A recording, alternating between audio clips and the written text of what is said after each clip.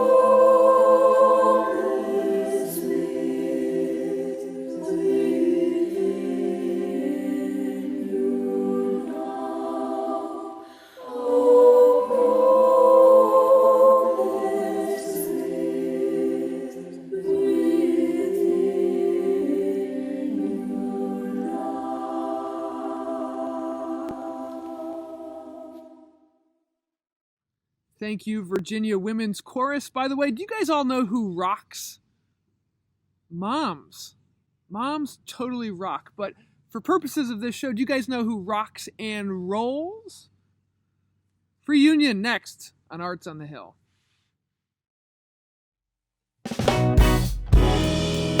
Freedom ain't free. Is that what you meant when you said nothing comes easy? Well, I'm a little lost cause I thought that I was out fighting for a little peace. I was out working all night to one day have it all in a free world. Watch what you do and when you you step, they're listening. Watch where you go and who you meet, they're judging. And if it's all a dream, why am I not awake? This reality is so hard to take in the free world. Free world. We're living in the free world. Free world. Elaborate illusion. Is that what you meant when you said everyone's included? Well, we're a little lost. I think that we gave up our values for a little peace. Now we're out marching all day for a chance to get it back in the free world. Watch what you do and when you step, they're listening. Watch where you go and who you meet, they're judging. And if it's not a dream, then why are we not awake? This reality will no longer take in the free world. The free world. We're living in the free world. The free world.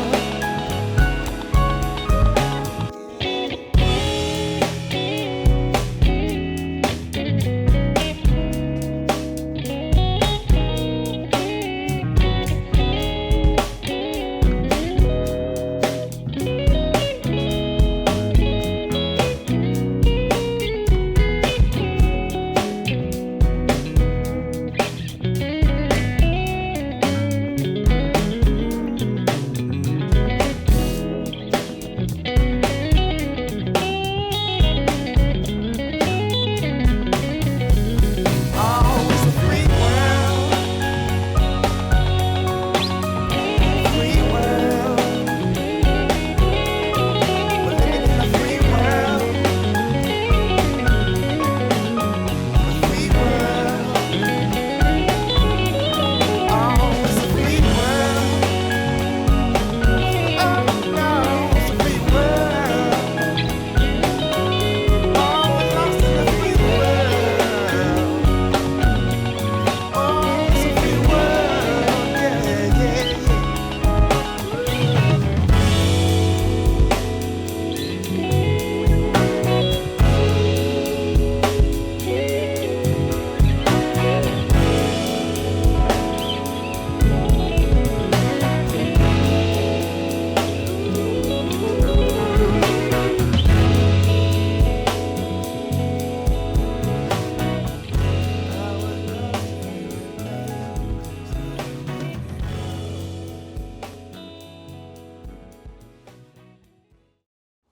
Wahoo wah. What's up, y'all? It's Jason George, college class of 94. I was honored to be asked to be part of UVA Arts in the Hill, and in thinking about what I was going to perform or recite, it occurred to me that I play a doctor on TV. I actually play a doctor who became a firefighter on Grey's Anatomy and Station 19. And I wanted to do something that would honor the bravery of those people out in the streets who are taking care of the rest of us. But I also wanted to honor the fact that those people, those brave souls are, well, it's more than just the doctors and firefighters. It's also the nurses, the lab technicians, the people who volunteer and come in and help flip people who have COVID-19. If you know anything about the disease, that's a really essential part of the process for people who are very far gone. It's the grocery store workers. It's the people who deliver our groceries and deliver our food from restaurants. It's, well, you know, it's the janitor who has to clean up after all of this. And when you hear the story, I think you'll understand why I chose it. It's an article from the Washingtonian from August of 1989 by Katie McCabe. And eventually it was turned into a movie of the same title as the article, which is Like Something the Lord Made. Vivian Thomas was paid a janitor's wage, never went to college, and still became a legend in the field of heart surgery. Say his name, and the busiest heart surgeons in the world will stop and talk for an hour. Of course they have time, they'll say. These men who count time in seconds, who race against the clock. This is about Vivian Thomas. For Vivian, they'll make time. Dr. Denton Cooley has just come out of surgery, and he has 47 minutes between operations. No, you don't need an appointment, his secretary is saying. Dr. Cooley's right here. He wants to talk to you. Now. Cooley suddenly is on the line from his Texas Heart Institute in Houston. In a slow Texas drawl, he says he just loves being bothered about Vivian. And then, in 47 minutes, just about the time it takes him to do a triple bypass, he tells you about the man who taught him that kind of speed. No, Vivian Thomas wasn't a doctor, says Cooley. He wasn't even a college graduate. He was just so smart and so skilled and so much his own man that it didn't matter. And could he operate? Even if you'd never seen surgery before, Cooley says, you could do it because Vivian made it look so simple. Vivian Thomas and Denton Cooley both arrived at Baltimore's Johns Hopkins Hospital in 1941. Cooley to begin working on his medical degree, Thomas to run the hospital surgical lab under Dr. Alfred Blaylock. In 1941, the only other black employees at the Johns Hopkins Hospital were janitors. People stopped and stared at Thomas, flying down corridors in his white lab coat. Visitors' eyes widened at the sight of a black man running the lab. But ultimately, the fact that Thomas was black didn't matter either. What mattered was that Alfred Blaylock and Vivian Thomas could do historic things together that neither could do alone. Together, they devised an operation to save blue babies, infants born with a heart defect that sends blood past their lungs. And Cooley was there as an intern for the first one. He remembers the tension in the operating room that November morning in 1944 as Dr. Blaylock rebuilt a little girl's tiny, twisted heart. He remembers how that baby went from blue to pink the minute Dr. Blaylock removed the clamps and her arteries began to function. And he remembers where Thomas stood on a little step stool looking over Dr. Blaylock's right shoulder, answering questions and coaching every move. You see, explains Cooley, it was Vivian who had worked it all out in the lab, in the canine heart, long before Dr. Blaylock did Eileen, the first blue baby.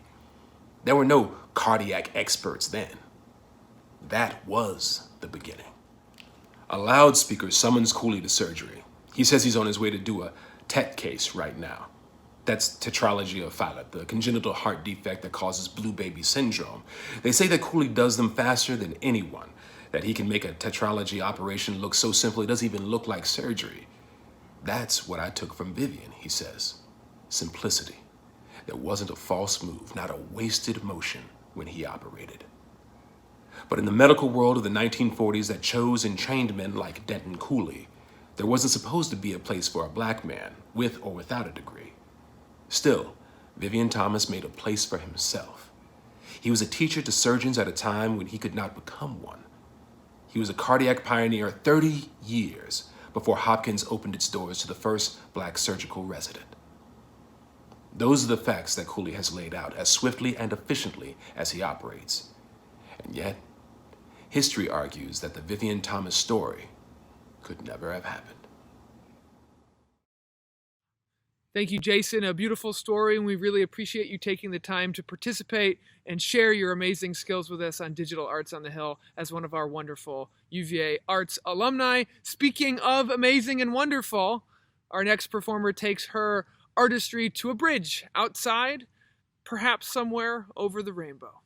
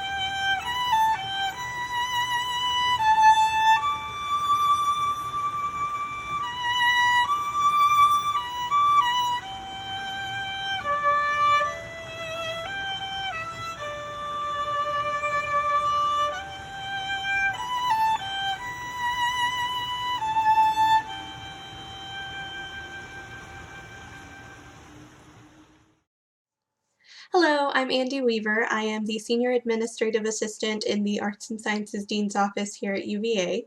I'm going to be reading my poem Burnweed, which is about the COVID-19 pandemic, among other things. If you don't know what burnweed is, it's a plant that I first saw after moving here to Charlottesville about a year ago. It has fluffy white seed pods that float on the wind, and when it all starts to bloom in the later summer months, it's really beautiful and captivating to watch. So that's part of what inspired this poem. Burnweed, April 2020. In spring, we can't breathe and the crown is heavy. Burnweed drifts from the tracks. In CVS, I hunt Germ-X for the homeless man so long, when I emerge empty-handed, he's already left. Burnweed drifts from the tracks. There's a house for sale, room enough for each dwarf's own bed and bath. Fairies guard the gardens where Snow White sings to flowers, or birds, or bats. The barn is flecked with lights, tables. Far away, burnweed drifts from the tracks. Do royals dance here? And in their towers vomit wine into gold toilets, die in glass caskets? Burnweed drifts from the tracks. In the forests of my home state, mobile morgues devoured 419. Each corpse could own 1.2 acres of Snow White's farm. How grim that in the year of perfect vision, our hindsight is failing. As I walk home, mask damp, burnweed drifts from the tracks, like fairies, like pathogens, like it did last spring. Thank you so much. Love that poem. I think poetry is going to get us all really through this, as will music. Music for the soul from Sacred Places. This from fourth year student Chelsea Holt on the organ, playing a song of solace.